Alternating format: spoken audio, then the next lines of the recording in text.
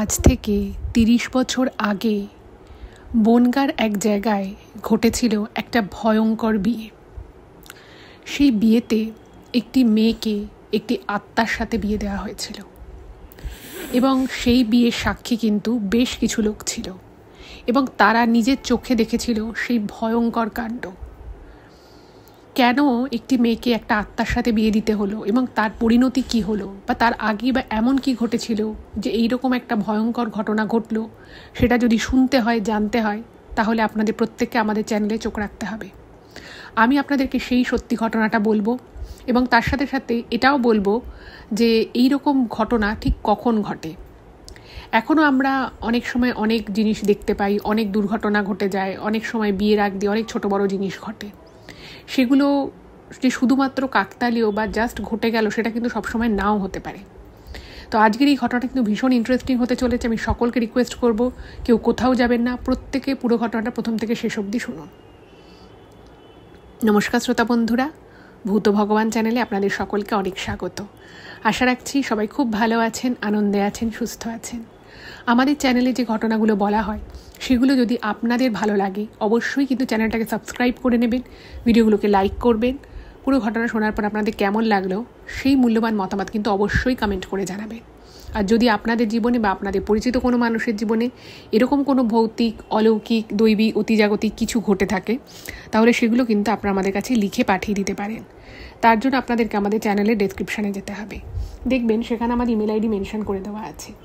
সেই ইমেল আইডিতে ইমেল করে আপনারা আপনাদের সেই ঘটনা কিন্তু আমাদের কাছে পৌঁছে দিতে পারেন।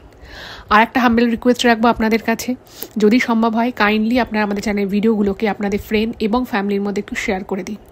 আপনারা কিন্তু ফেসবুক, হোয়াটসঅ্যাপ যে কোনো মাধ্যমে ঘটনা শেয়ার করতে পারেন। আর আপনারা জানেন যে আমি বিগত 2 সপ্তাহ ধরে আমাদের চ্যানেলে একটা নতুন সেগমেন্ট অ্যাড করেছি, সেটা হলো মূল ঘটনাটা বলার আগে আমি একটা করে ইমেল আপনাদের সামনে পড়ে শোনাই। কারণ আমার কাছে এরকম প্রচুর ইমেল এর আগে এসে জমা পড়েছিল যেখানে কেউ হয়তো কোনো ঘটনা পাঠায়নি, কিন্তু তার জীবনের কোনো একটা সমস্যার কথা শেয়ার করেছে এবং সে কোনো রিমেডি যাতে আমি তাকে এমন কিছু বলতে পারি যাতে সেটা শুনে বা সেটা ফলো করে সে একটু বেটার থাকতে পারে।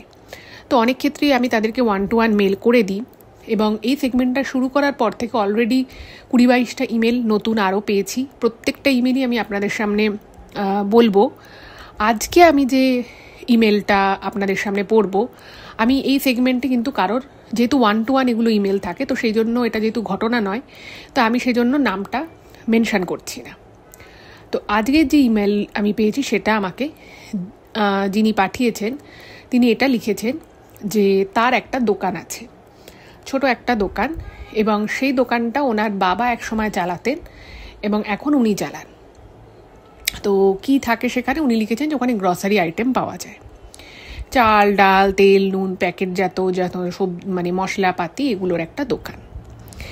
এবার উনি মেলটা আমাকে করেছেন, তার কারণ হচ্ছে উনি যেটা লিখেছেন যে রিসেন্ট 7-8 মাস ধরে ওনার দোকানের সেলস মানে আস্তে আস্তে খুব কমে যাচ্ছে। মানে আগে ওনার বাবার আমলে খুব, উনি লিখেছেন, খুব রমরমিয়ে বিজনেস চলতো, মানে এত লোকে ওদের দোকান থেকে জিনিসপত্র নিত, চাল, ডাল, পুরো মাসের আর কি মাসকাবারি যেগুলো থাকে মানুষের, চাল, ডাল, তেল, নুন, সবজি, কিছু কিছু সবজিও রাখতেন, মানে আলু, পেঁয়াজ, রসুন, এরকম শুকনো যে ড্রাই যে সবজিগুলো হয় সেগুলো উনি রাখতেন। কিন্তু উনি যখন থেকে বিজনেসে বসেছেন মোটামুটি ঠিকঠাকই চলছিল, বাট 8-9 মাস ধরে ওনার বিজনেস কিন্তু সেভাবে চলছে না। তো উনি মনে করছেন যে ওনার দোকানে কারোর নজর লেগেছে বা কেউ হয়তো ওনার ব্যবসার ক্ষতি করেছে। তো উনি এটাও জানিয়েছেন যে ম্যাডাম আপনি কিছু একটা বলুন যাতে আমি এই কুনজর থেকে বাঁচতে পারি। আর উনি বলেছেন যে আমার কাছে অত টাকা নেই যে আমি কোনো অ্যাস্ট্রোলজারের কাছে যাব, সেখান থেকে আমি কোনো দামি দামি পাথর কিনবো, সেটা আমার পক্ষে ধারণ করা সম্ভব নয়। তো আমি ওনাকে একটা 1-to-1 ইমেল করেছি, বাট এই জিনিসটা যখন আমি আপনাদের সামনে বলছি তো আমি এক্ষেত্রে 2-4টে কথা বলবো। প্রথম কথা হচ্ছে যে আমি ওনার উদ্দেশ্যেই বলছি যে দেখুন, একটা দোকান একটা সময় খুব ভালো চলতো, এবার সেই লেগেসিটাই যে পরবর্তী ক্ষেত্রেও সেভাবেই চলবে, প্রথম কথা হচ্ছে সেটার কোনো মানে নেই। কারণ এখন না কম্পিটিশান অনেক বেড়ে গেছে। যেমন আমার এখনও মনে আছে যে আমরাও যখন ছোট ছিলাম পাড়ার দোকান থেকে আমাদের একটা ভালো দোকান ছিল, সেখান থেকে আমাদের মাসকাবারি জিনিস আসতো।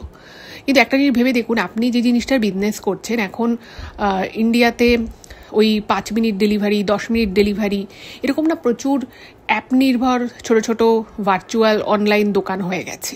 তো মানুষ না এখন ওখান থেকেও কেনা কিন্তু প্রেফার করছে। হতেই পারে যে আপনি হয়তো খুব ভালো জিনিস বেচছেন, বাট এখন মানুষের আস্তে আস্তে না পরিবর্তন ঘটছে। মানে এটা ইউএসএতে নেই, মানে এরকম 10 মিনিটের ডেলিভারি, 20 মিনিটের ডেলিভারি, এগুলো ইউএসএতে নেই। বাট এখানে তাও মানুষ যায়, গিয়ে কেনে। ধরুন যারা বাল্কে কিনবে কস্কো থেকে কিনছে কি ওয়ালমার্ট থেকে কিনছে। কিন্তু ইন্ডিয়াতে না এটা এখন ভীষণ পপুলার হয়ে গেছে। ডেলিভারি ম্যান এসে বাড়িতে ডেলিভারি দিয়ে যাচ্ছে। হতেই পারে যে সেই জন্য হয়তো মানুষ দোকানে গিয়ে কেনার ক্ষেত্রে আগ্রহ হারাচ্ছে।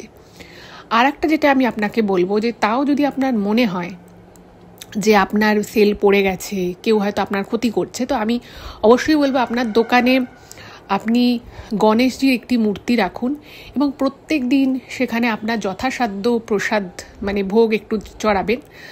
আর অবশ্যই ধূপকাঠি দিয়ে গঙ্গাজল ছিটিয়ে জায়গাটাকে পরিষ্কার পরিচ্ছন্ন রেখে প্রত্যেক দিন আপনি এটা করুন। আর চেষ্টা করবেন কোনো বিশেষ তিথিতে একটু ফুল টুল দিয়ে সাজিয়ে সুন্দর করে রাখতে। আর আমি এটুকুও বলবো যে পরিষ্কার পরিচ্ছন্নতাটা একটু মেনটেন করুন। যদি কেউ আপনার ক্ষতি করার চেষ্টাও করে থাকে বা যদি সত্যি সত্যি কেউ করেও থাকে, তাহলে কিন্তু সেটা ভগবানের উপরে কেউ হয় না। সেটা আমরা শ্রী গণেশজিকে বলি যে উনি বিঘ্ন হরণ করেন। তো আপনার ব্যবসায় যে বাধা বিপত্তিগুলো আসছে বা আপনার মনে হচ্ছে যে আপনার সেল কমে যাচ্ছে, সেটা কিন্তু অনেকটাই, আমি বিশ্বাস করি অনেকটাই সেই জায়গা থেকে আপনি ভালোই দেখবেন, আপনার সেল বাড়বে। তবে তার সাথে আমি এটুকুও বলবো, যেহেতু যুগের পরিবর্তন হচ্ছে, মানুষের প্রেফারেন্সেস চেঞ্জ হয়ে যাচ্ছে, আপনিও নিজেকে একটু আপগ্রেড করুন। আপনি ধরুন কোনো একটা ডেলিভারি যদি পাড়ার মধ্যে আপনি যদি সেরকম কোনো যদি কিছু করতে পারেন যে আপনার দোকান থেকে কেউ ফোন করে অর্ডারটা দেবে বা হোয়াটসঅ্যাপে অর্ডার দেবে, আপনি ডেলিভারিটা কোনো ছেলেকে দিয়ে আপনি ধরুন ডেলিভারিটা করিয়ে দিলেন তার বাড়িতে। হতে পারে যে এই কনভিনিয়েন্সটা মানুষ হয়তো যে অ্যাপগুলো রয়েছে তাতে পাচ্ছে, হয়তো সেই জন্য মানুষ আস্তে আস্তে দোকানে গিয়ে কিনতে অতটা আর আগ্রহ পাচ্ছে না আগের মতো। তো আপনি দুটো জিনিসই করতে পারেন। আমার মনে হয় আপনার অনেক অনেক উন্নতি হবে, আপনি ভালো থাকবেন। তো এটাই আমার বলার ছিল। আজকের এই ইমেলটা আমি আপনাদের সামনে তুলে ধরলাম। আপনাদেরও যদি কোনো কমেন্ট করার হয় অবশ্যই করতে পারেন। আর এইটুকু বলার ছিল। এবারে আমি চলে যাব আজকের মূল ঘটনায়। তো চলুন, ঘটনাটা ঠিক যেভাবে লেখা আমার কাছে এসেছে আমি ঠিক সেইভাবেই আপনাদেরকে বলছি। এখন আমি যে ঘটনাটা আপনাদের সামনে বলতে চলেছি, সেই ঘটনাটা আমাকে রত্নাদি বনগা থেকে পাঠিয়েছেন এবং রত্নাদি জানিয়েছেন যে উনি ওনার মেয়ের সাহায্য নিয়ে ইমেলটা করেছেন।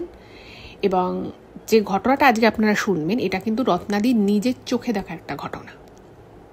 উনি জানিয়েছেন যে উনি আমাদের চ্যানেলের ঘটনা নিয়মিত শোনেন, ওনার ভীষণ ভালো লাগে। তো সেই জন্য উনি অনেকদিন থেকেই ভাবছিলেন যে উনি যে জিনিসটা এক্সপিরিয়েন্স করেছেন, যে ঘটনাটা, সেটা হয়তো বনগার কিছু কিছু মানুষ এখনও জানেন। তো সেটাই সকলে যাতে শুনতে পায় সেই জন্যই উনি ইমেলটা পাঠিয়েছেন। ঠিক যেভাবে উনি লিখেছেন আমি ঠিক সেইভাবে আপনাদেরকে বলছি। তো রত্নাদি ছোট থেকে বড় হয়ে ওঠা বনগাতে, ওনার বিয়েও হয়েছে বনগায়। তো বনগা যে জায়গাটা, সেটা যেহেতু একটু সীমান্তবর্তী এলাকা, তো একটা সময় ওখানে কিন্তু প্রচুর মানে বাইরের লোকজন বলতে অনেক বাংলাদেশ থেকে অনেকে আসতো, এসে হয়তো ওখানে তারা থাকা শুরু করেছে। এরকম প্রচুর লোকজনের কিন্তু বাস ছিল, এখনও হয়তো আছে, বাট সেই সময় খুব ছিল। তো ওনার আর কি যে বাড়িটা ছিল, ওনার বাবার বাড়ি, তো সেই বাড়ির পাশে একটা ছোটো ডোবা মতো ছিল এবং ডোবার পাড়ে ছোট ছোট কিছু ঝুপড়ি টাইপের ঘর ছিল এবং সেখানে কিছু মানুষ হয়তো বাংলাদেশ থেকে এসছে, তারা হয়তো ওখানে প্রচণ্ড কষ্ট করে থাকতো। তারা মানে ও দেখেছে যে ওখানে যারা থাকতো তারা ফ্যান ভাত খেয়েও থাকতো, তাদের রোজ ঠিকমতো খাওয়াও জুটতো না এবং ছোট ছোট কাজ করে তারা নিজেদের জীবনটাকে চালাতো। তো একবার কি হয়, ওইখানে যেহেতু অনেকগুলো ফ্যামিলি একসাথে থাকতো, মানে ছোটো ছোটো ঝুপড়ি মতো ঘর করে 7-8টা ফ্যামিলি পাশাপাশি ওরকম থাকতো। আর জায়গাটা যেটা ছিল, মানে ওই ঝুপড়িগুলো যে দিকটা ছিল সেটা পুরো একটা জলা জমির উপরে। মানে ও লিখেছে যে যখন বর্ষা হতো, বর্ষাকালে, তখন না ওই জায়গাটা পুরো ডুবে যেত। আর ওরা কি করতো, মানে আশেপাশের যে উঁচু যে জায়গাগুলো ছিল সেখানে ওরা আবার অস্থায়ীভাবে উঠে যেত, কারণ ওদের তো বিশেষ কিছুই ছিল না, ত্রিপল থাকতো, ওটা নিয়ে আর কি ওরা কোনো রকমের উঁচু জায়গায় স্কুল ফুলের কাছে ওরা থাকতো, আবার জল নেমে গেলে ওখানে থাকতো। তো ওই ফ্যামিলিগুলো খুবই কষ্ট করতো। এবার একদিন কি হয়, ওই যে ঝুপড়িগুলো ছিল সেই ঝুপড়ির ওখানে একটা ফ্যামিলি ছিল। তো সেই ফ্যামিলিতে তার বাবা মা আর তার 3 ছেলে মেয়ে ওখানে থাকতো। এবার ওদের বাকি পরিবারের লোকজন থাকতো বাংলাদেশে। তো এবার ওদের বাড়িটা ছিল ওই ডোবা মতো জায়গাটার পাশে উঁচু জায়গাটায়, এবং ওই উঁচু জায়গাটা বাদে বাকি জায়গাটা কিন্তু পুরো নিচু এবং জলা জায়গা, ওখানটাতে ওরা থাকতো। তো সেখানে একদিন মানে ওখানে না, মানে যেহেতু ঝুপড়ি মতো জায়গায় থাকতো, তো ওদের মধ্যে মাঝে মধ্যেই খুব ঝগড়াঝাটি হতো, ওইটুকু জায়গার মধ্যে কথা কাটাকাটি হতো, তো সেগুলো ওরা শুনতে পেত সব। তো ওখানে একদিন ওরা দেখে যে একটা ফ্যামিলি, যার বাকি লোকেরা সব বাংলাদেশে থাকে, একটা মেয়েকে নিয়ে এসছে। মেয়েটার বয়সই হবে 15-16, তার বেশি হবে না। তো 15-16 বছর বয়সে একটি মেয়েকে নিয়ে এসছে। অ্যাকচুয়ালি ওই মেয়েটা হচ্ছে ওদেরই মেয়ে, যারা ওই 3 ছেলে মেয়ে নিয়ে এসেছে তার বড় মেয়ে ছিল ওই 15-16 বছরের মেয়েটি, এবং যে মেয়েটি বাংলাদেশে থাকতো তার দাদু ঠাকুমার কাছে। তো দাদু ঠাকুমা ওই মেয়েটিকে নিয়ে ওই বনগার ওই জায়গায় এসেছে। তো ওখানে এসেছে, তো দেখছে অনেক লোক জটলা পাখি ওখানটায় আছে, কিছু একটা নিয়ে ওরা খুব আলোচনা করছে। তো এই রত্নাদির মা কি করেছে, যে কি হলো ওখানে, কি এত আলোচনা হচ্ছে, যাই গিয়ে একবার দেখি। কারণ রত্নাদির মা না মাঝে মধ্যে ওদেরকে, হয়তো বাচ্চাগুলো খায়নি, খিদের জ্বালায় কান্নাকাটি করছে, তো ওর মা কি করতো, ঘর থেকে একটু ভাত ডাল আলু সেদ্ধ, হ্যাঁ কখনো ওরা একটা তরকারি হলে একটু দিয়ে আসতো, যাতে বাচ্চাগুলো অ্যাটলিস্ট খেতে পারে। ওদের খুব খারাপ লাগতো যে ওরা এত গরিব মানুষ এভাবে না খেয়ে থাকে, বাচ্চাগুলোর জন্য অ্যাটলিস্ট একটু খাবার দিয়ে আসে। তো রত্নাদির মা কি করতো, মাঝে মধ্যে কি বাচ্চাগুলোর জন্য একটু ভাত ডাল একটু সবজি এগুলো দিত। তো সেদিন ওরকম খুব ঝগড়া ঝামেলা হচ্ছে, খুব কথা কাটাকাটি হচ্ছে, লোকজনের প্রচুর আওয়াজ। তো ওর মা গেছে যে কি ব্যাপারটা হলো একবার দেখে আসি। তো রত্নাদির মা ওখানে গিয়ে দেখছে যে একটা ওরকমই 15-16 বছরের মেয়ে বসে আছে হয়ে। মেয়েটার চোখগুলো কীরকম যেন, চুলগুলো মানে একদম জটা পেকে আছে। মেয়েটিকে দেখতে শুনতে ভালো, এবং মেয়েটিকে ঘিরেই ওর বাড়ির লোক কাঁদছে, ওর মা কাঁদছে, ওর ঠাকুমা কাঁদছে, এবং সবাই বলছে হায় রে মেয়েটার কি হলো। এটা নিয়ে বিভিন্ন লোকে বিভিন্ন কথাবার্তা বলছে। এবার রত্নাদির মা না কিছু বুঝতে পারছে না যে কী হলো রে বাবা, এত কি হয়েছে এখানে। তো একজনকে জিজ্ঞেস করেছে, বলছে আর বলবেন না, এই মেয়েটা তো বাংলাদেশ ওর দাদু ঠাকুমার কাছে থাকতো, আর যেখানে ওরা থাকতো সেটা হচ্ছে একদম গণ্ডগ্রাম, বাংলাদেশের আর কি যে জায়গাটায় থাকতো। বলছে এদিক ওদিক কোথায় বনে বাদারে চুল খোলা রেখে ঘুরে বেরিয়েছে, এখন দেখো মেয়েকে বাঁচাতে পারে কি না। আর শুধু মেয়েটাকে বাঁচানোর জন্য নয়, মেয়ে যা জিনিস নিয়ে এসেছে নিজের সাথে করে, তাতে আমাদের এই পুরো মানে আমাদের এই জায়গাটারই না কোনো বড় সড়ো ক্ষতি হয়ে যায়। তো এরকম নানান লোকে নানান কথা বলছে মেয়েটা জন্য বাকিদেরও ক্ষতি হয়ে যেতে পারে, বলছে পুরো পাড়ার কোনো কারোর ক্ষতি হবে, এরকম নানান কথা বলছে। এবার ওর মেয়েটির মা ঠাকুমা এত কাঁদছে, মানে নিজেদের ভিতরে এত বচসা চলছে, ওর মা না মানে সামনে গিয়ে যে জিজ্ঞেস করবে যে কী হয়েছে অ্যাকচুয়াল ব্যাপারটা, সে সুযোগটাই পাচ্ছে না। তোর মা বলছে যে ব্যাপারটা কী হয়েছে সেটা তো বলো। তো অনেক কষ্টে ওর মা সামনে গেছে, তো গিয়ে মেয়েটির মাকে জিজ্ঞেস করছে যে কী হয়েছে দিদি।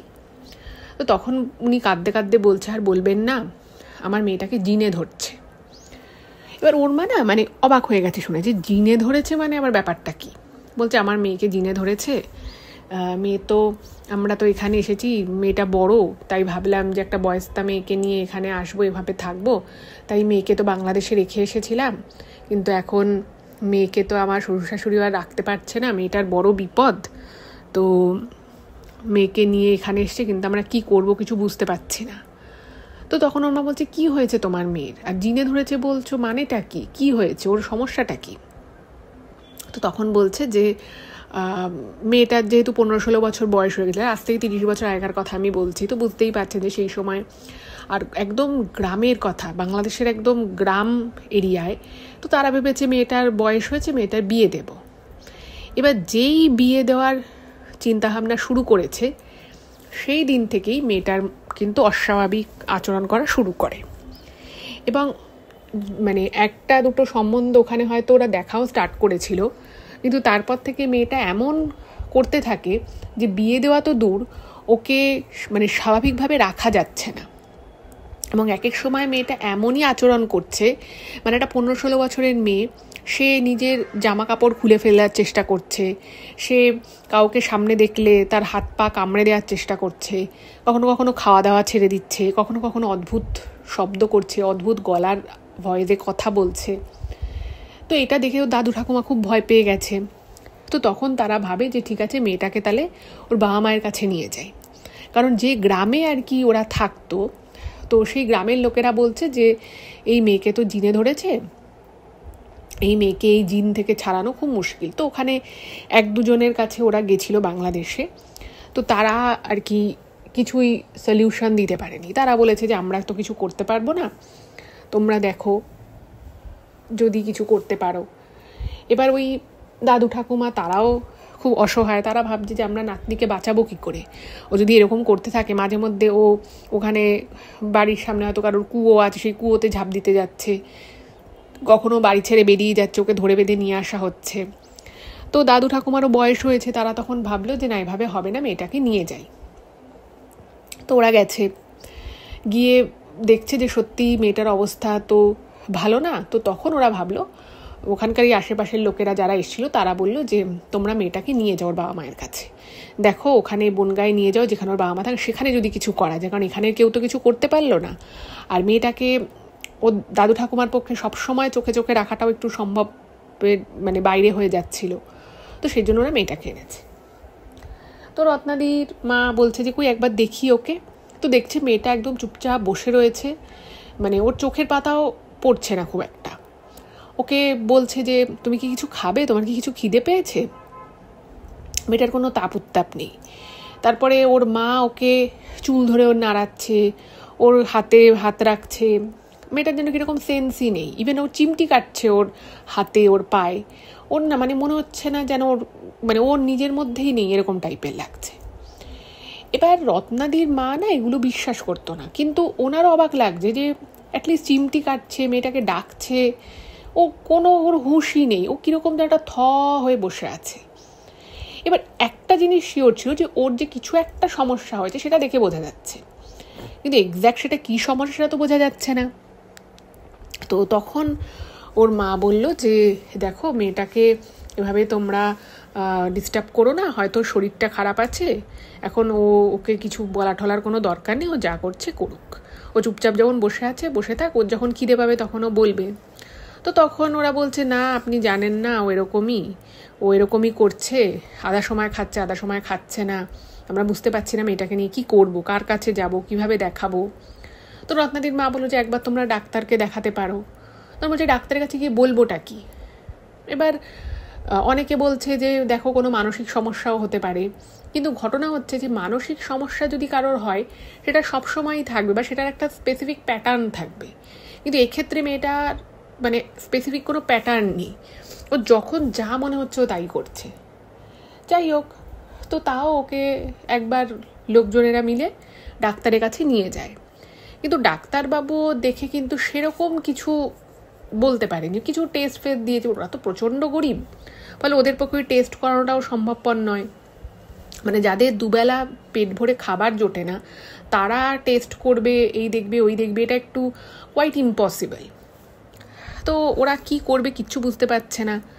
এদিকে মেয়েটার না মানে দিন দিন মেয়েটা কীরকম রোগা হয়ে যাচ্ছে, বুঝতেই পারছেন, ঠিকমতো খাওয়া দাওয়া নেই, ঠিকমতো চুল আঁচড়ায় না, ঘুমোয় না ঠিকমতো। তো এইরকম যদি একটা কোনো মানুষের অবস্থা হয়, খুব স্বাভাবিক যে সে আস্তে আস্তে ডিটোরিয়েট করবে, এটাই ন্যাচারাল। তো সেটাই হতে থাকলো। আর পাড়ার মধ্যে মানে ওদেরই আশেপাশে যারা থাকে তারা সবাই আর কি বাংলাদেশ থেকেই কখনো না কখনো এসেছে। তারা বলছে যে এই মেয়েটা মানে নয় মেয়েটাকে জিনটাকে ছাড়াতে হবে, নাহলে কিন্তু মেয়েটার বড়সড় ক্ষতি হয়ে যাবে, মেয়েটার প্রাণও চলে যেতে পারে, আর এর প্রভাব কিন্তু আশেপাশের লোকের উপরেও প্রভাব পড়তে পারে। তো এমন কাউকে দিয়ে কাজ কিছু একটা করাতে হবে যাতে মেয়েটাও ভালো থাকে, সব কিছু ঠিকঠাক হয়। তো রত্নাদিদের পাড়ায় ওই মেয়েটাকে নিয়ে একেবারে যাকে বলে ঢিঢি পড়ে গেল। মেয়েটাকে কি করতো, মাঝে মধ্যে ওকে ভর দুপুরবেলা খাটা রোদের মধ্যে দাঁড় করিয়ে রাখতো, এবং মেয়েটা না মানে কীরকম যেন অবলীলাক্রমে দাঁড়িয়েও থাকতো।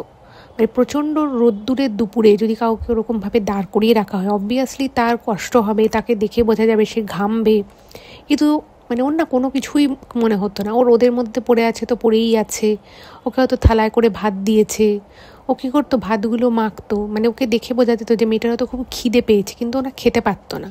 ও মুখের সামনে ভাতটুকু নিয়ে ওর হাতটার যেন মনে হতো যেন কেউ ছিটকে দিলে এবং ভাতটা মাটিতে পড়তো। মেয়েটার মা অনেক চেষ্টা করে করে হয়তো 2-3 দলা ওকে ভাত খাওয়ালো, মানে ওকে দেখে খুবই কষ্ট লাগতো। এবং রত্নাদি যেটা লিখেছে যে ও যখন জানলা দিয়ে মেয়েটাকে দেখতো তখন ওর না কীরকম একটা লাগতো মেয়েটাকে দেখে। মানে অসুস্থতা হলে একরকম হয়, কিন্তু মেয়েটার ভিতরে সত্যি মানে প্রবল রকম অস্বাভাবিকতা ছিল। তো এইভাবে মেয়েটাকে বিভিন্ন রকমভাবে বাড়ির লোকেরা চেষ্টা করে সুস্থ করার, কোনো জায়গা থেকে জল পোড়া তেল পোড়া এনে মেয়েটাকে দিত। একজনকে একদিন ওদের বাড়িতে নিয়ে আসে যাতে মেয়েটাকে একটু ঝাড়িয়ে দিতে পারে।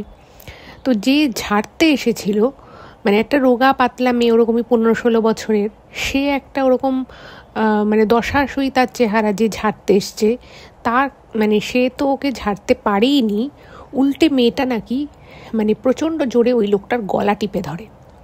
এবং সেটা আশেপাশের লোকেরাও দেখেছে, তো তারা তো বুঝতেই পেরেছে যে এই কাজটা তো ওই মেয়েটার পক্ষে করা সম্ভব নয়, কারণ ওটা রোগা পাতলা মেয়ে, আর এমনিতেও ও প্রচণ্ড দুর্বল হয়ে পড়েছিল, যেহেতু ঠিকমতো খাওয়া দাওয়া নেই, ঘুম নেই।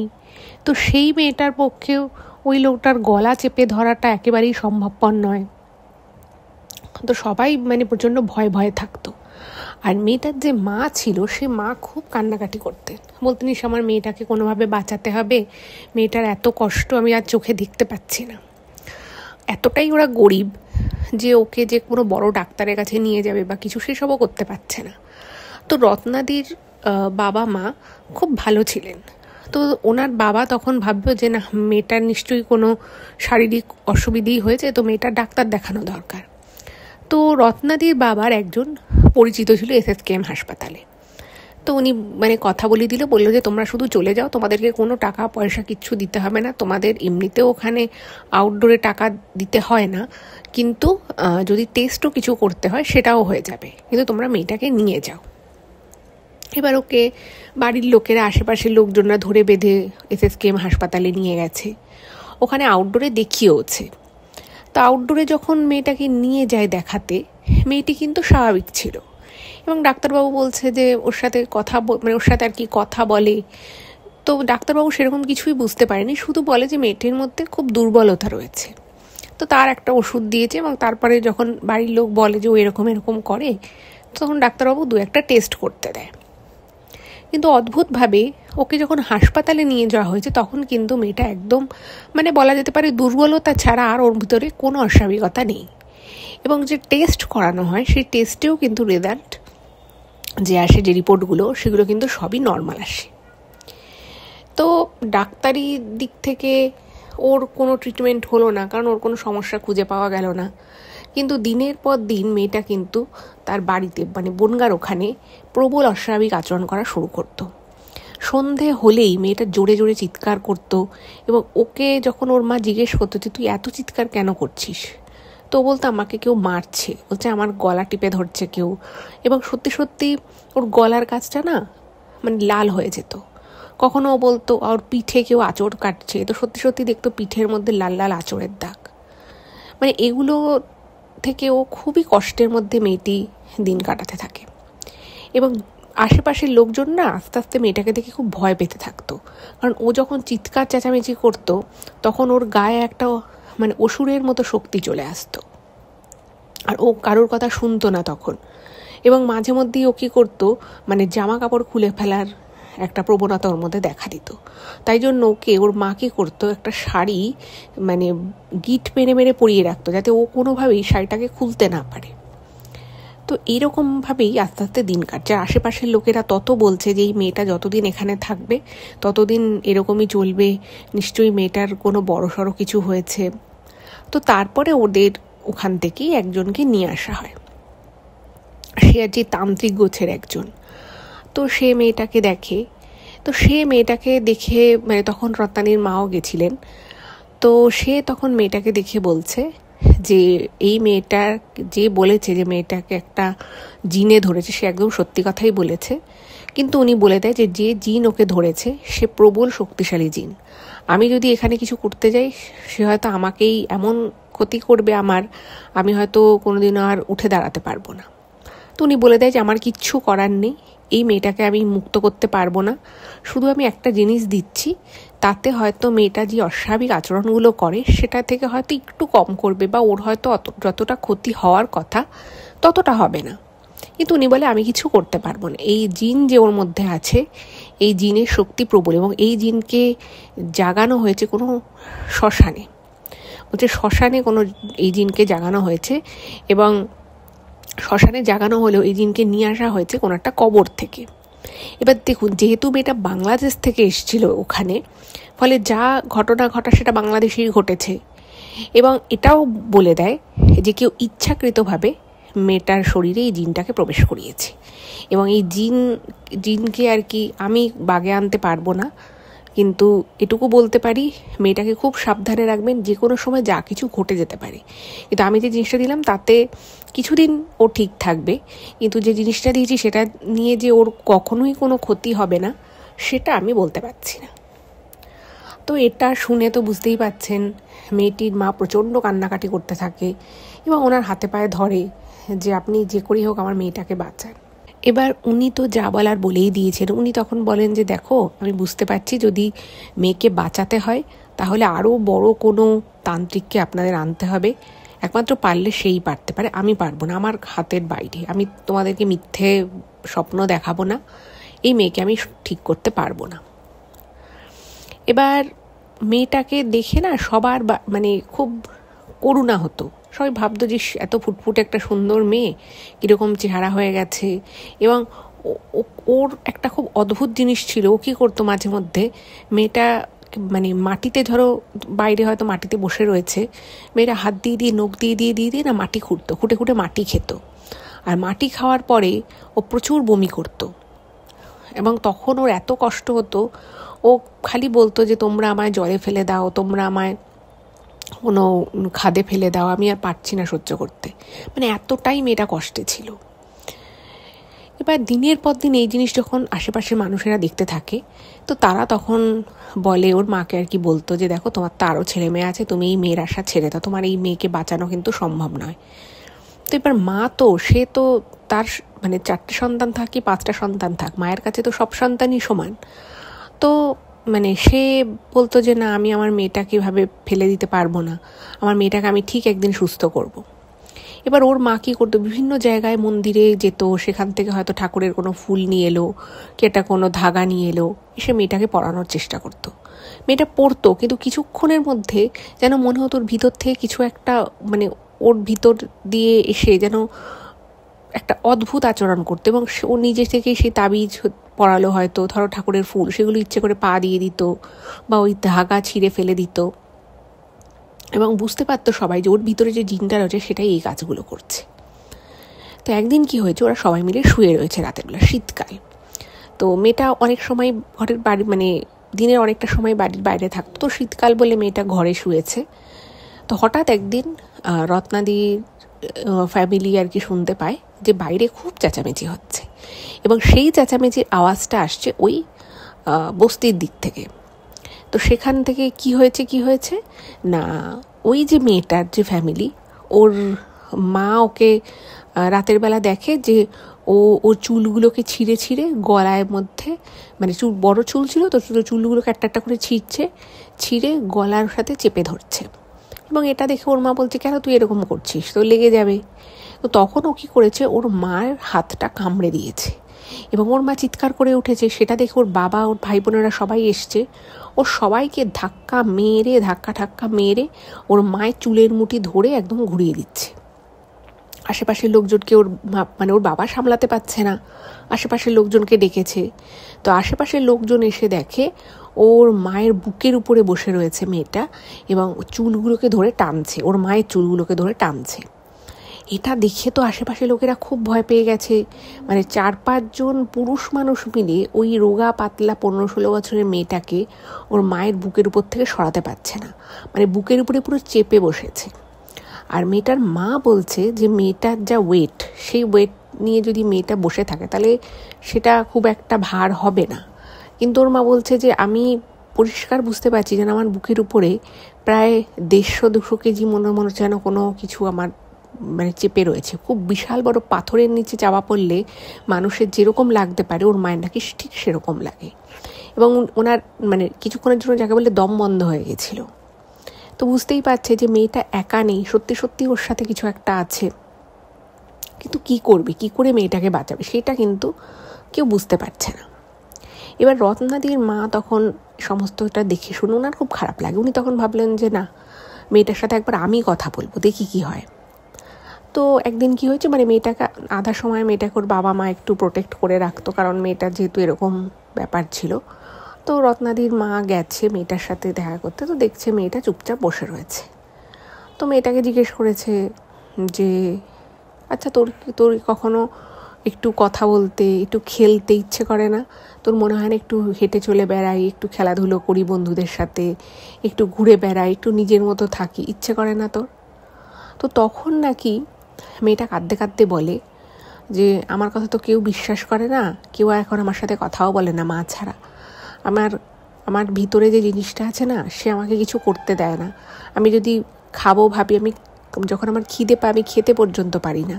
আর যখন আমার খিদে পায় না তখন আমাকে জোর করে আমার ভিতরে যে জিনিসটা আছে সেটা আমাকে খাওয়ায়। আমার খুব কষ্ট হয়, আমি আর এভাবে সত্যি পাচ্ছি না। তো এমন করে মেয়েটি কথাগুলো রত্নাদির মাকে বলে। ওনার না ভীষণ খারাপ লাগে এবং উনি ভাবেন যে একটা ফুটফুটে সুন্দর মেয়ে এভাবে শেষ হয়ে যাবে। কিছু তো করা যাবে নিশ্চয়ই, যদি আরও কোনো বড় তান্ত্রিক, আরও যদি কোনো বড় কাউকে নিয়ে আসা যায়, তাহলে সে যদি পারে মেয়েটাকে বাঁচিয়ে তুলতে। তো তখন মেয়েটা কাঁদতে কাঁদতে নাকি রত্নাদির মাকে বলেছিল যে আমি না সত্যি বাঁচতে চাই না, কিন্তু আমি এরকম মানে আমি যদি চাইও যে আমি আর বাঁচবো না, সেটাও আমি করতে পারি না, কারণ আমার ভিতর থেকে আমার 2 কানের পাশে সবসময় কেউ যেন আমাকে বলে যে তোকে বাঁচতে হবে, তোকে এভাবেই বাঁচতে হবে, এবং আমার তখন আরও ভয় লাগে। ও বলছে আমি কিছু ভাবতে পারি না, আমি বাথরুম যেতে পারি না, মানে এরকমও হয় যে মেয়েটার হয়তো বাথরুমে যেতে হবে, প্রেশার আছে, ও যেতে পারে না, মানে ওর ভিতরে যে জিনিসটা রয়েছে সেই জিনিসটাকে যেতে দেয় না।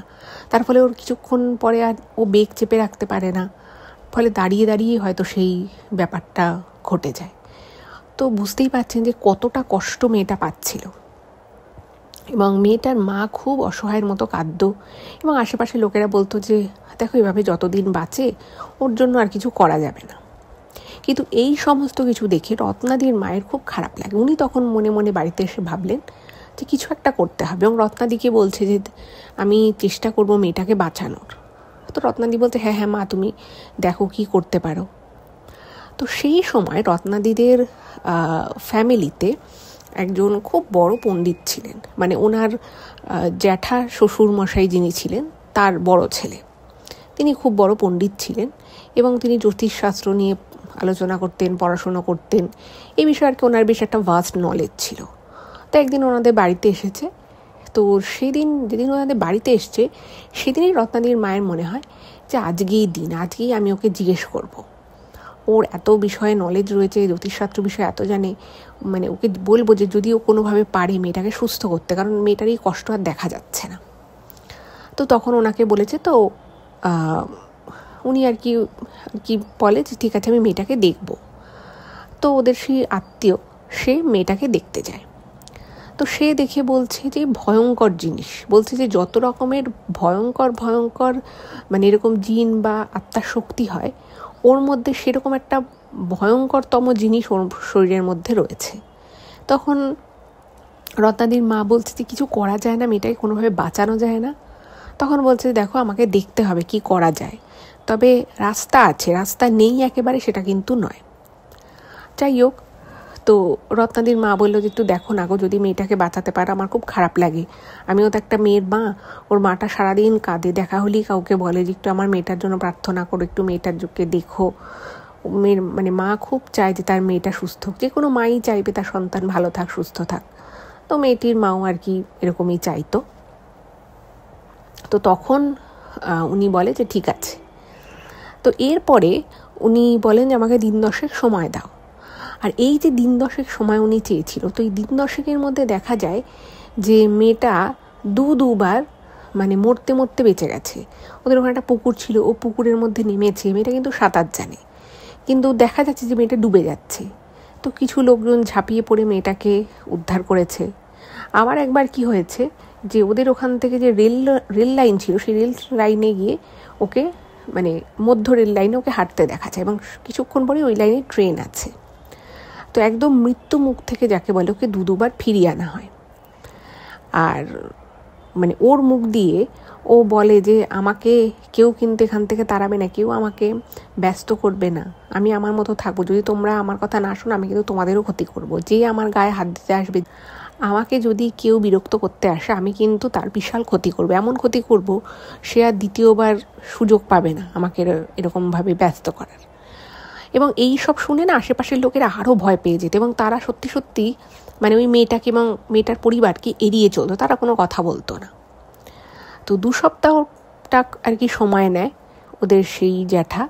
তো সে তখন বলছে যে মেয়েটার সাথে যে জিনটা রয়েছে, সেই জিনটা তো মেয়েটাকে চায় যে জিনটা চায় ওকে ওর বশে রাখতে, ওকে দিয়ে যা ইচ্ছে তাই করাবে।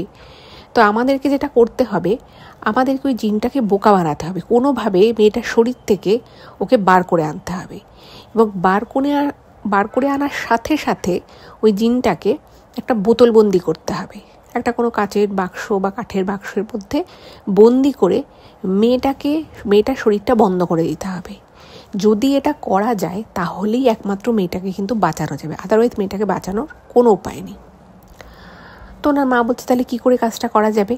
তো তখন বলল যে জিনটাকে বলতে হবে যে তোমার সাথে আমরা মেয়েটার বিয়ে দিয়ে দেবো, তুমি এভাবে মেয়েটার শরীরের মধ্যে রয়েছো। এবং সত্যি সত্যি মেয়েটার কিন্তু সারা শরীরে প্রচণ্ড কাটাছেঁড়ার দাগ ছিল।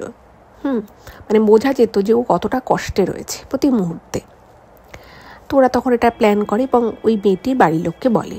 মেয়েটির বাড়ির লোক প্রথমে একদমই রাজি ছিল না, কারণ ওরা বললো যে আমরা কোনো টাকা পয়সা দিতে পারবো না, আর মেয়েটাকে তো অনেক করলাম, অনেক জায়গায় নিয়ে গেলাম, অনেক পুজো আর্চা করালাম, কোনো কিছুতেই কিছু হলো না। এবারে আপনি যে বলছেন যে ওই জিনের সাথে ওর বিয়ে দেওয়ার ব্যবস্থা করবেন, তাহলে কি আমার মেয়ে মুক্ত হবে নাকি আরও খারাপ হয়ে যাবে? যত দিন যাচ্ছে ও তো খারাপই হয়ে যাচ্ছে, ওর মধ্যে ভালো কিছুই আসছে না। তো তখন উনি বলেন যে আপনি করে দেখুন, যা বলছি সেটা যদি আপনারা করতে পারেন তাহলে কিন্তু সত্যি আপনার মেয়ে একদম সুস্থ হয়ে যাবে। তো ওরা তখন বলে যে ঠিক আছে, কিন্তু আমরা বিশেষ কোনো টাকা পয়সা কিছু দিতে পারবো না, কারণ মাঝে মধ্যেই মেয়েকে ডাক্তারের কাছে নিয়ে যেতে হয়, কাটা ঝরা থাকে, সেখানে একটা আমাদের খরচাপাতি হয়ে যায়। তো আপনারা দেখুন, যদি পারেন তো ভালো, না হলে যা করবেন, আমাদের কিছু বলার নেই। তো ওরা বললো যে ঠিক আছে। এবং রত্নাদির মা বলে যে এই পুজো বা যজ্ঞ করতে যা যা লাগবে আমি পুরোটা দিয়ে দেবো। একটা গরিব বাড়ির একটা মেয়ে যে এতটা কষ্ট পাচ্ছে, তো ওর মা চাইছিল যে যা হোক করে হোক মেয়েটাকে যাতে একটু রিলিফ দেওয়া যায়। তো রত্নাদিদের সেই আত্মীয় প্রথমে জানায় যে এই কাজটা করতে গেলে শুধু তাকে থাকলে চলবে না, সেখানে একজন শক্তিধর তন্ত্র সাধক অথবা কোনো অঘরীকে নিয়ে আসতে হবে, যে প্রথমে কাজটা শুরু করবে। কারণ মেয়েটির শরীর থেকে ওই আত্মাটাকে কিছুক্ষণের জন্য কোনো প্রলোভন দেখিয়ে বার করতে হবে, এবং যেটুকু সময়ের জন্য ওই আত্মাটা মেয়েটির শরীর থেকে, অর্থাৎ ওই জিনটা মেয়েটির শরীর থেকে বেরোবে, ঠিক সেই সময়ই মেয়েটির শরীরটা বন্ধ করে দিতে হবে, যাতে করে ওই আত্মাটা দ্বিতীয়বার ওর শরীরে ঢুকতে না পারে বা ওর কোনো ক্ষতি করতে না পারে। তো এটা একটা বেশ বড় কাজ। তো বলা যেতে পারে রত্নাদির বাবা মাই এই বিষয়টায় উদ্যোগ নেয়, এবং ওদের যে আত্মীয় ছিল সেও অনেক সাহায্য করে। তো তারাই একজন তন্ত্র সাধকের সাথে এই বিষয়টা নিয়ে আলোচনা করে। তো প্রথমে তো অনেকেই এই কাজটার সাথে যুক্ত হতে চাইছিল না, কারণ এই কাজটা ভীষণ রকম একটা ভয়ঙ্কর কাজ ছিল। কারণ যে জিনটা ওই মেয়েটির শরীরে ছিল সেই জিনের প্রবল শক্তিধর ছিল, আর এই কাজটা খুব ঝুঁকিপূর্ণও ছিল তাদের জন্য যারা এই কাজটা করবে।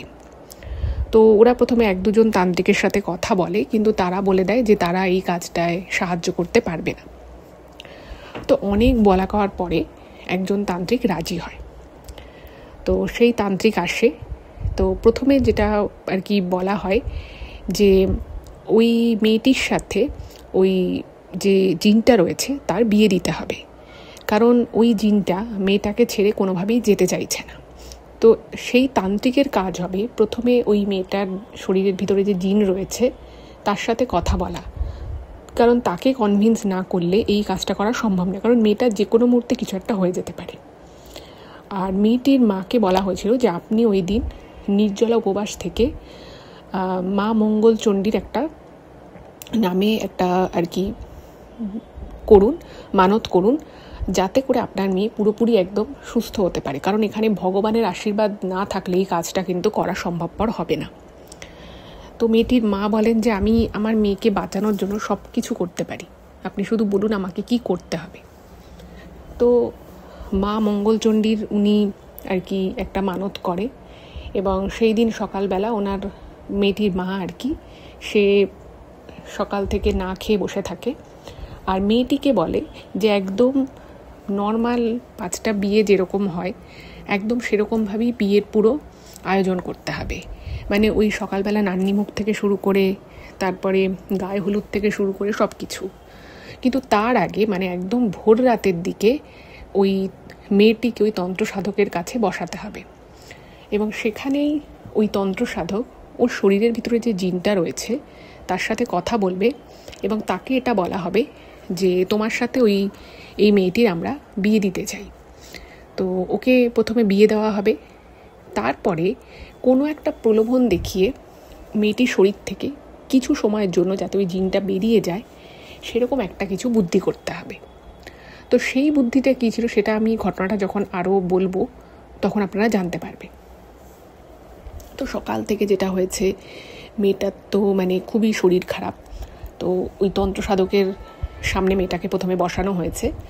বসানোর পরে মেয়েটাকে বলা হয়েছে যে তুমি এখানে চুপচাপ বসো এবং তুমি একদম নিজেকে শান্ত রাখো, তোমার সাথে যা হচ্ছে আমরা বুঝে নেব।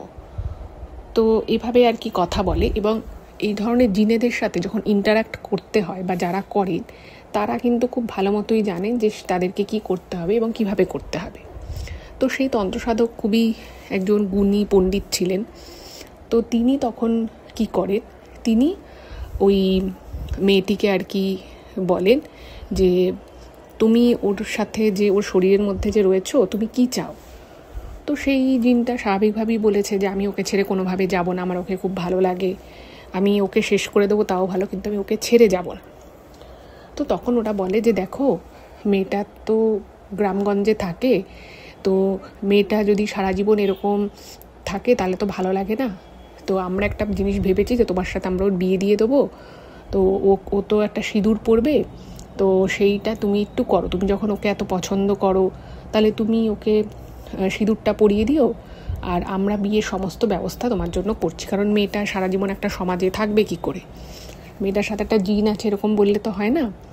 তো তখন আর কি জিনটা প্রথমে রাজি হচ্ছিল না, তো কোনোভাবে সাধক তার সাধনার বলে এবং সর্বোপরি মা দুর্গার আশীর্বাদে সেই জিনটা রাজি হয়, বলে যে ঠিক আছে আমি তোমরা তাহলে বিয়ে তোড়জোড় করো আমি, এবং এইটাই টোপ রাখা হয় যে ওই জিনটা ওর কপালে সিঁদুরটা পরাবে, এবং যখন সিঁদুরটা পরাবে তখন জিনটাকে মেয়েটার শরীর থেকে বাইরে বেরিয়ে আসতে হবে, এসে সিঁদুরটা পরাতে হবে। তো তখন ওই তন্ত্র সাধক একটা চালাকি করে, বলছে যে তুমি যে সিঁদুরটা পরাবে আমরা কি করে বুঝবো যে তুমি সিঁদুরটা পরাচ্ছ, কারণ আমরা জানি যে এই ধরনের ক্ষেত্রে অনেক অন্যান্য আত্মারাও, দুরাত্মা প্রেতাত্মা তারাও আসে, সেরকম তারা যে কাজটা করছে না, তুমি যে করছো সেটা আমরা কি করে বুঝবো। তো তখন ওই জিনটা নাকি বলে ওখানে মানে ওই যেখানটায় আর কি বিয়ের আসরটা বসাবে সেখানে একটা খুব বিশাল বড় অনেক পুরনো একটা নারকোল গাছ ছিল। তো বলছে ওই নারকোল গাছ থেকে একটা ডাল আমি ফেলে দেবো, এবং ফেলে দেওয়ার পরেই আমি ওর কপালে সিঁদুরটা পরিয়ে দেবো, তো তাহলেই তোমরা বুঝবে যে সিঁদুরটা আমি পরিয়েছি। তো ব্যাস এটাই ওরা চাইছিল, যে একটা সুযোগ ওরা চাইছিল না, তো সেই সুযোগটা কিন্তু ওরা পেয়ে গেল। বললো ঠিক আছে। তো একদম বাঙালি মতে যেভাবে বিয়ে হয়, আর 5টা বিয়ে যেভাবে হয় একদম সেভাবেই কিন্তু মেয়েটির বিয়ে সমস্ত আর কি তোড়জোড় করা হলো, এবং জিনটাকে বলা হলো যে তুমি ওকে একটু খেতে দাও, ও তো খুব দুর্বল হয়ে পড়েছে, তুমি ওকে কষ্ট দিও না, আমরা তোমার সাথে ওর বিয়ে দিয়ে দিচ্ছি, ও যেন খেতে পারে, ও যেন একটু ভালো থাকে। কারণ এই যে যজ্ঞটা হবে, এই যে জিনিসটা হবে, সেটা মেয়েটার উপরেও একটা ট্রেস ফেলবে। তো মেয়েটা যদি একটু ভালো না থাকে তাহলে মেয়েটা তো সেটা সহ্য করতে পারবে না, কারণ ওর ভিতর থেকে একটা শক্তি বেরিয়ে আবার ঢুকবে, সেরকম একটা কিছু যদি হয় তাহলে মেয়েটার যে শারীরিক অবস্থা তাতে মেয়েটা মারাও যেতে পারে। তো জিনটাকে অনেক বোঝানো হলো, জিনটা বললো ঠিক আছে। তো সঙ্গে সঙ্গে ওকে একটু দুধ আরও বিভিন্ন একটু খাবার দাবার মেয়েটাকে খাওয়ানো হলো, এবং যেভাবে 5টা বিয়ে হয় একদম সেইভাবেই কিন্তু বরণডালা কুলো সব সাজিয়ে বিয়ের সমস্ত প্রস্তুতি শুরু হলো। এবং সন্ধেবেলা বিয়ের আসর, এবং ওই তন্ত্রসাধক বলে দিয়েছিল যে এইখানে শুধুমাত্র গুটি কয়েকজনই উপস্থিত থাকবে, কোনো ছোট বাচ্চা থাকতে পারবে না, মানে ওর যে ভাই বোন আছে তারা থাকতে পারবে না, খুব বয়স্ক যারা আছে তারা থাকতে পারবে না, গুটি কয়েকজনই একমাত্র এই বিয়েটায় সামনে থাকতে পারবে। এবং তাদের প্রত্যেককে একটা করে ঠাকুরের ফুল দিয়েছিল ওই তান্ত্রিক, বলেছিল যে তোমরা এখানে থাকবে কিন্তু তোমাদের শরীরে এই ফুলটা যাতে শরীরকে টাচ করে থাকে সেটা করবে। এইবারে শুরু হয়ে যায় সেই মহা বিয়ের প্রস্তুতি। সকাল থেকেই ওই পাড়া কিন্তু পুরো থমথমে ছিল। পাড়ার অনেকেই তাদের বাড়ির ছোট বাচ্চাদের অন্য জায়গায় পাঠিয়ে দিয়েছিল, এবং সেম জিনিসটা কিন্তু রত্নাদির বাড়িতেও হয়। সেই দিন রত্নাদি ওনার মাসির বাড়িতে চলে যায়, এবং ওনার মা বলেন যে আজকে পাড়ায় একটা বিষয় হবে, তো তুমি আজকে বাড়িতে থাকতে পারবে না, তোমাকে তাই আজকে মাসির বাড়ি চলে যেতে হবে। তো রত্নাদির একেবারেই ইচ্ছে ছিল না, উনি যেটা জানিয়েছেন যে সেই দিন উনি ওনার মাসির বাড়ি যাবে, কিন্তু কিছু করার নেই, মা বলে দিয়েছে মানে সেটা করতেই হবে। এইবারে শুরু হয় সেই বিয়ের কাজ। সকাল থেকে বিয়ের নানান আচার অনুষ্ঠান চলছে, কিন্তু সবার মুখ থমথমে। এবং বিয়েতে রত্নাদির মা বাবা এবং তাদের সে আত্মীয়, সেই তান্ত্রিক এবং আরও বাড়ির মানে ওই মেয়েটির বাড়ির গুটি 3-4 জন ছিল, আর পাড়া থেকে হয়তো 1-2 জন। সেই নিয়েই শুরু হয় বিয়ের কাজকর্ম। এবং ওই তান্ত্রিক কিন্তু বারবার একটা কথা বলতে থাকে যে আমরা চেষ্টা করছি, কিন্তু কোনো একটা বিপদও ঘটে যেতে পারে, মানে মেয়েটার কোনো বড়সড় ক্ষতিও হয়ে যেতে পারে। কারণ ওই জিনটা যদি একবার বুঝতে পারে যে ওকে মেয়েটির শরীর থেকে বার করার জন্য এত কিছু করা হয়েছে, তাহলে কিন্তু সে প্রবল ক্ষিপ্ত হয়ে উঠবে। এবং শুধুমাত্র যে সে মেয়েটির ক্ষতি করবে তা কিন্তু নয়, হতেই পারে সে আরও বাকিদের কোনো ক্ষতি করে দিল। তাই সেই দিন সকাল থেকে সবাই কিন্তু প্রচণ্ড ভয় ছিল। আর মেয়েটির যে মা, তিনি কিন্তু মা মঙ্গলচণ্ডীকে বারংবার ডাকছিলেন তার মেয়ের দ্রুত সুস্থ হওয়ার জন্য। এরকমভাবেই আস্তে আস্তে দিনটা কাটে এবং সন্ধে নেমে আসে।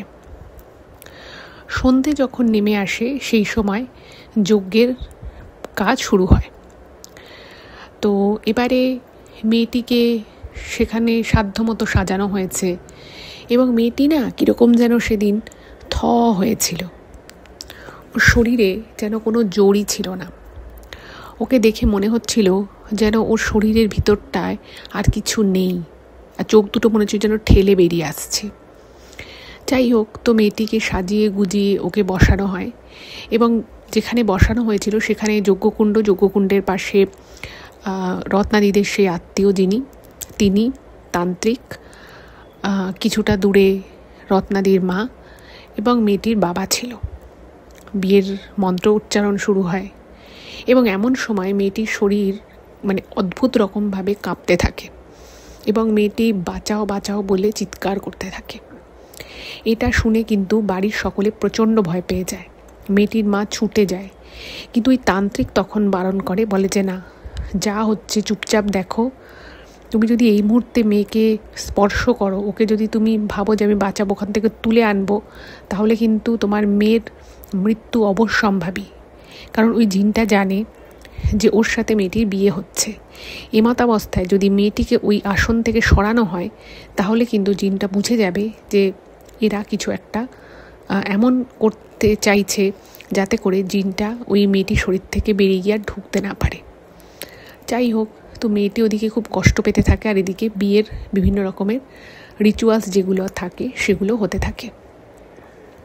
এবার যখন মোটামুটি অনেক কিছুই হয়ে গেছে, তখন ওই যে তান্ত্রিক ছিল সে তখন যজ্ঞের বিভিন্ন মন্ত্র উচ্চারণ করে এবং তার যে ক্ষমতা রয়েছে এবং ওনার রত্নাদিত্যের যে আত্মীয় ছিল তিনি কিন্তু প্রচণ্ড পণ্ডিত ব্যক্তি ছিলেন এবং এই ধরনের আত্মা দুরাত্মা এদের সাথে কিভাবে কথা বলতে হয়, এদের সাথে কী করে যোগাযোগ স্থাপন করতে হয় সেই বিষয়ে কিন্তু ওনার প্রচুর জ্ঞান ছিল। তো উনি তখন ওই জিনকে বলে যে আমাদের কাজ হয়ে গেছে, এবার তুমি এসে এই মেয়েটির মাথায় সিঁদুর দাও, কারণ তুমি যদি এই মেয়েটির মাথায় সিঁদুর না দাও তাহলে কিন্তু আমরা এই বিয়ের কাজটা সম্পূর্ণ করতে পারবো না। আর যদি এই মেয়েটির বিয়ে আজকে সম্পূর্ণ না হয় তাহলে কিন্তু মেয়েটিকে সমাজেভাবে আমরা খুব বেশি দিন অবিবাহিত অবস্থায় রাখতে পারবো না, ওকে কিন্তু তাহলে বিয়ে দিয়ে দিতে হবে। তো জিনটা আগে বলেছিল ঠিকই যে সে মেয়েটির শরীর থেকে বেরিয়ে জাস্ট মুহূর্তের জন্য বেরোবে এবং বেরিয়ে ওর মাথায় সিঁদুরটা পরিয়ে দেবে, কিন্তু যখন সেই সিঁদুর পরানোর সময় আসে তখন কিন্তু সে বলে না, বিয়ে হয়ে গেছে আর আমি সিঁদুর পরাতে ওর শরীর ছেড়ে বেরোবো না। কোথাও হয়তো ওই জিনটা কিছু একটা বুঝতে পেরেছিল।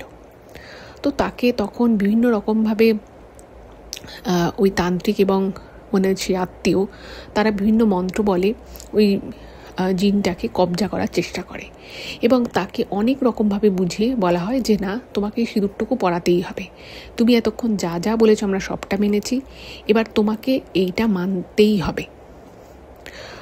তো ভগবানের ইচ্ছেতেই বলুন বা সবাই চেয়েছিল, সব কিছু মিলিয়েই জিনটি কিন্তু মুহূর্তের জন্য মেয়েটির শরীর থেকে বেরোয় এবং ওই যে বলেছিল যে যখন ওই তান্ত্রিক এবং ওই ভদ্রলোক জিজ্ঞেস করে যে তুমি আমাদের এই মেয়েটিকে সিঁদুর পরাচ্ছ কিনা সেটা বুঝবো কী করেও, তখন বলেছিল কি যে ওই পাশে যে নারকোল গাছ আছে সেই নারকোল গাছের একটা বড় পাতাও ফেলে দেবে, তাতেই ও জানান দেবে যে হ্যাঁ ওর শরীর থেকে বেরিয়েছে এবং ওই সিঁদুরটা পরাচ্ছে। এবারে যে মুহূর্তে ওই ওর শরীর থেকে বেরিয়ে যায় ওই জিনটা, তো সঙ্গে সঙ্গেই একটা ওই যে নারকোল গাছ ছিল সেই নারকোল গাছের একটা বড় পাতা পড়ে যায় এবং সঙ্গে সঙ্গে সবাই বুঝতে পারে যে ওই জিনটা ওর শরীর থেকে বেরিয়ে গেছে।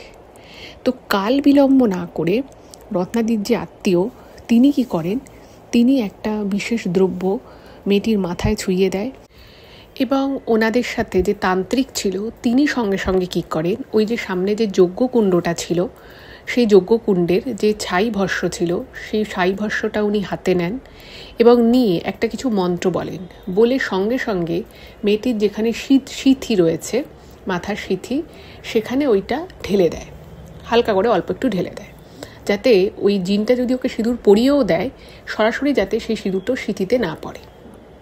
এবং এই জায়গাতেই একটা সমস্যা সৃষ্টি হয়, বিষয়টা যতটা সহজ ওরা ভেবেছিল করবে ঠিক ব্যাপারটা ততটা সহজ হয় না। তার কারণ হচ্ছে ওই জিনটা সেই মুহূর্তে বুঝতে পেরে যায় যে ওকে কোনোভাবে বোকা বানানোর চেষ্টা করা হচ্ছে বা কোনো একটা ছল করা হয়েছে। সে তখন কি করে, সিঁদুর নিয়ে মেয়েটাকে মানে জাস্ট মাথার কাছে একটা চাটি মারলে যেরকম একটা আওয়াজ হবে ঠাস করে, সেরকম একটা আওয়াজ হয়, মেয়েটা ঠাস করে পড়ে যায় এবং যেহেতু মেয়েটা শরীর বন্ধ করে দিয়েছিল সেই মুহূর্তে, তো মেয়েটার শরীরের ভিতরে জিনটা ঢুকতে পারে না ঠিকই, কিন্তু মেয়েটাকে মানে ওখানে যে কজন ছিল তারা সবাই এই জিনিসের সাক্ষী আছে, যেটা রত্নাদি লিখেছে যে ওনার মা নিজের চোখে দেখে মেয়েটাকে ঘ্যাসটাতে মানে একদম ছ্যাঁচড়াতে মানে মেয়েটাকে সামনে এগিয়ে নিয়ে যাচ্ছে। মানে ওই জিনটাকে কিন্তু দেখা যাচ্ছে না, শুধু মনে হচ্ছে একটা হাওয়া মেয়েটার সাথে সাথে চলছে এবং হাওয়ার টানে মেয়েটা যাচ্ছে এবং মেয়েটা প্রবল চিৎকার করছে কারণ ওর হাত পা ছড়ে যাচ্ছে। এবং ওই যে তান্ত্রিক ছিল সে বলছে আপনারা কেউ ওর পিছনে যাবেন না, আমরা যাচ্ছি, মানে এই রত্নাদির যে আত্মীয় তিনি আর ওই তান্ত্রিক যায়। এবং ওখানে একটা পেয়ারা গাছ ছিল, তো সেই পেয়ারা গাছে মানে একটা গাছের মধ্যে যদি আপনি দড়িটাকে জড়িয়ে যদি স্পাইরাল করে দড়িটাকে জড়ানো হয় ঠিক যেরকম দেখতে লাগবে, ওখানে সবাই দেখে যে পুরো মেয়েটাকে ওই ছ্যাঁচাতে একটা হাওয়া যেন টেনে নিয়ে গেল কিছু দূর এবং যাওয়ার পরে মেয়েটাকে ওই পেয়ারা গাছের মধ্যে আর কি মানে অ্যাকচুয়ালি মেয়েটাকে নিয়ে যেতে চাইছিল ওই নারকোল গাছ অবধি, কিন্তু সেটা পারেনি, যেহেতু ওখানে ওই যে তান্ত্রিক ছিল তিনি একটা কিছু মন্ত্রপ্রদ কিছু একটা জিনিস বারবার ছিটকাচ্ছিল যাতে মেয়েটাকে ছেড়ে দেয়। তো সেই জন্য বেশি কিছু করতে পারে। তো সামনে একটা পেয়ারা গাছ ছিল, তো পেয়ারা গাছের মধ্যে মেয়েটার শরীরটাকে একদম সাপের মতো বেঁকিয়ে মেয়েটাকে আর কি একদম ঝুলিয়ে দেওয়ার চেষ্টা করতে থাকে, এবং মেয়েটার পা থেকে প্রায় বুক পর্যন্ত অংশ ওই পেয়ারা গাছের মধ্যে পুরো সাপের মতো প্রায় জড়িয়ে ঝুলছিল। এবং ওই দৃশ্য যারা ওখানে দেখেছে যে কজন, তাদের মধ্যে দুজন ওইখানেই চিৎকার করে অজ্ঞান হয়ে যায়। মানে কোনো সুস্থ স্বাভাবিক মানুষের শরীর কখনোই কিন্তু এরকমভাবে পেঁচিয়ে থাকতে পারে না, এবং মেয়েটি প্রবল চিৎকার করছে যন্ত্রণায়। তো এইটা দেখে ওই যে ওনাদের যে আর কি রত্নাদিদের যিনি আত্মীয় ছিলেন, তিনি সঙ্গে সঙ্গে উনি কি করেন, একটা খুব ভালো বুদ্ধি করেছিল। উনি তখন বলে যে তুই যদি, মানে জিনটার উদ্দেশ্যে বলে, তুই যদি মেয়েটাকে বা ছেড়ে না দিস তাহলে কিন্তু তোর, মানে এই জিন যারা রয়েছে, এই জিন প্রজাতি, তাদেরও নাকি মানে আমরা যেরকম ভগবানকে মানি, তাদেরও জগতে তারা এরকম খুব বড় টাইপের কেউ জিন আছে, তাকে তারা মানে। তো তার একটা নাম নেয়, তো সেই নামটা এক্স্যাক্ট কী নিয়েছিল সেটা রত্নাদির মায়ের মনে নেই। তো সেই নামটা নেয়, বলে যে তুই কিন্তু তার কথা অমান্য করছিস, তুই নিরীহ মেয়েটার অনেক ক্ষতি করেছিস, তুই যদি এবার এই মেয়েটাকে আর কোনো ক্ষতি করিস তাহলে কিন্তু তোকে আমি সারা জীবনের জন্য বন্দি করে দেব। এবং তোদের যে ওরা আর কি যাকে মানে, তার নাম নিয়ে বলে যে সেও কিন্তু কোনোদিন ক্ষমা করবে না। তো যদি নিজের ভালো চাস মেয়েটাকে এক্ষুনি ছেড়ে দে। এবার ওর শরীরের ভিতরে আর ঢুকতে পারবে না ঠিকই, কিন্তু মেয়েটার যদি সিরিয়াস ইনজিওর হয়ে যায় তো তাহলে বুঝতেই পারছেন মেয়েটাকে বাঁচানো যাবে না। তো সঙ্গে সঙ্গে ওর মানে একটা মন্ত্র বলে, ওই যে গাছটা ছিল পেয়ারা গাছ, বোঝাই যাচ্ছে যে গাছের আশেপাশে ওই জিনটা রয়েছে, তো ওরকম একটা জল জাতীয় কিছু ওকে ছুঁড়ে মারে আর কি ওই গাছটার যায়, এবং ধপাস করে মেয়েটা আর কি পড়ে যায়। কিন্তু ভাগ্য ভালো, খুব একটা হাইট ছিল না, আর মেয়েটির মা কাঁদতে কাঁদতে ওই গাছের নিচে চলে এসেছিলো। তো মেয়েটির মা মানে যতটা জোরে পড়ার কথা, ওর হাতটা, মাথা, বুক এই জায়গাটা ধরে পড়ে, পায়ের দিকটা মাটিতে পড়ে। তো মেয়েটিকে সঙ্গে সঙ্গে বলে যে সঙ্গে সঙ্গে ওকে ঘরের মধ্যে নিয়ে যাও। তো আর ঘরে বলেছিলাম যে ওই মা মঙ্গলচণ্ডীর ব্রত উনি করছিলেন, তো ওখানে বলেছিল যে আপনি একটা প্রদীপ, যে যখন থেকে মানে আগের দিন রাত থেকে বলেছিল যে একটা অখণ্ড দ্বীপ জ্বালাতে হবে, যে দ্বীপটা কিন্তু সারা রাতে মানে যতক্ষণ না পুরো কাজটা ততক্ষণ যেন না নিভে, তো মোটা করে সলতে দিতে হবে, বেশি করে তেল দিতে হবে, একটা মোটা বড় মাটির প্রদীপ ওখানে দেয়া হয়েছিল। বলছে যে ওইখানে নিয়ে যাও, এবং ওই প্রদীপের তাপ মা মঙ্গলচণ্ডীর মন্ত্র পড়তে পড়তে, মানে বলেছিল যে নাম করতে করতে মন্ত্র পড়তে পড়তে ওর কপালে মাথায় ওই তাপটা দিতে থাকো, একমাত্র মাই এই কাজটা করতে পারবে। তো মেয়েটির মা ওকে নিয়ে যায়। তো নিয়ে যাওয়ার পরে মেয়েটি তো অজ্ঞান হয়ে গেছে, ওর আর কোনো সেন্সই নেই, শরীরে কোনো জোরও নেই, কিচ্ছু নেই। তো মেয়েটাকে ওরকম করে দিচ্ছে, আর শেষ পর্যন্ত ওই জিনটা কিন্তু বলছে যে আমি ওই গাছ ছেড়ে যাব না, মানে এখানে আমি অন্য, মানে ওই মেয়েটাকে আমি পেলাম না, ঠিক আছে, আমি এখানকার অন্য কোনো মেয়েকে তার শরীরে ঢুকেও সেম জিনিসটা করবে যেটা ওই মেয়েটার সাথে করেছিল। তো ওনারা তো বলছেন না, তোমাকে আমরা এই জিনিস করতে, তুমি একটা মেয়ের জীবন নষ্ট করতে বসেছো, একটা মেয়ের জীবন তুমি কেড়ে নিচ্ছিলে, তুমি আবার এই একই জিনিস অন্য কোনো মেয়ের সাথে করবে, এটা আমরা মেনে নেব না, তুমি যদি এবার না যাও তাহলে আমি তোমাকে দেখো কি করি। তো সেই জিনটাকে অনেক কিছু করে প্রায় ভোররাত অবধি সেই জিনটার সাথে অনেক কথোপকথন হয়, তাকে অনেক কায়দা করে, যে তান্ত্রিক ছিলেন তিনি তার তন্ত্রশক্তির বলে ওই জিনটাকে একটা বোতলে বন্দি করে, শেষ পর্যন্ত একদম ভোর রাতের দিকে বোতলে বন্দি করে উনি বলেন যে এবার তোকে এইখান থেকে কেউ কোনোদিন বার করতে পারবে না। তো বোতলটাকে বন্দি করে তারপর নাকি সেইটাকে মন্ত্রপুত করে যজ্ঞের আহুতিতে দিয়ে দেয়, এবং ওই জিনটা কিন্তু সারা জীবনের জন্য মানে অন্য বিশ্বব্রহ্মাণ্ডেরই অন্য জায়গায় সে রীতিমতো বন্দি হয়ে গেল। মানে ওই কাচের ওই বোতলটা যদি কোনোদিনও ভেঙেও যায় তার মানে এই নয় যে জিনটা মুক্ত হয়ে যাবে, ও সারা জীবনের মতো ও বন্দি হয়ে যায়। ওকে অনেকবার সুযোগ দিয়েছিল কিন্তু ও সেটা শোনেনি। তো এইদিকে মেয়েটার কি হলো, মেয়েটার অনেকক্ষণ পরে হুঁশ ফেরে, কিন্তু মেয়েটার সারা শরীরে প্রচণ্ড ব্যথা। তো রত্নাদির বাবা মা বললো যে ওকে তো এভাবে রাখা যাবে না, ওর শারীরিক অবস্থা খুব খারাপ, আর ওইভাবে গাছের মধ্যে ওকে পেঁচিয়ে দিয়েছিল, গাছের সেখানে বোঝাই যাচ্ছে ও মেয়েটা হাত নাড়াতে পারছে না। তো ওকে ডাক্তারের কাছে নিয়ে যায়। তো ডাক্তারবাবু দেখে বলছে একে তো হাসপাতালে ভর্তি করতে হবে, এর অবস্থা তো খুব খারাপ, কি হয়েছে? তো বলা হয়েছে এরকম এরকম, সত্যি কথাই বলা হয়েছে। তো বলছে উনি পরীক্ষা টরীক্ষা করে বলছে যে ওই যে মেয়েটাকে গাছের মধ্যে ঝুলিয়ে দিয়েছিল না পেঁচিয়ে, তার জন্য মেয়েটার হাতের একটা হাড় ভেঙে গেছে, এবং উনি বলছে যে খুব সম্ভব কণ্ঠার দিকেরও কোনো হাড়ে ওর ক্ষতি হয়েছে, হয়তো ভেঙেই গেছে। তো বলছে ওকে হাসপাতালে ভর্তি করতে হবে। তো সঙ্গে সঙ্গে ওকে আবার SSKM হাসপাতালে নিয়ে যাওয়া হয় এবং সেখানে নিয়ে যাওয়ার পরে ডাক্তারবাবু দেখে এবং দেখে বলেন যে হ্যাঁ ঠিকই বলেছে, ওর হাত ভেঙে গেছে এবং কলার বনে একটা জায়গা ভেঙে গেছে আর পায়েরও হাড়ে চির ধরেছে। এবার যেহেতু বয়সটা কম ছিল মেয়েটার এবং ওর খুব ভালো ওখানে ট্রিটমেন্ট হয়, মেয়েটার টানা প্রায় 29 দিন মানে 1 মাস মেয়েটা হাসপাতালে ভর্তি ছিল। ওর শরীরে কিচ্ছু ছিল না, মানে কোনো পুষ্টি নেই, খাওয়া দাওয়া যেহেতু করতো না তো কোনো পুষ্টি নেই, কিছু নেই।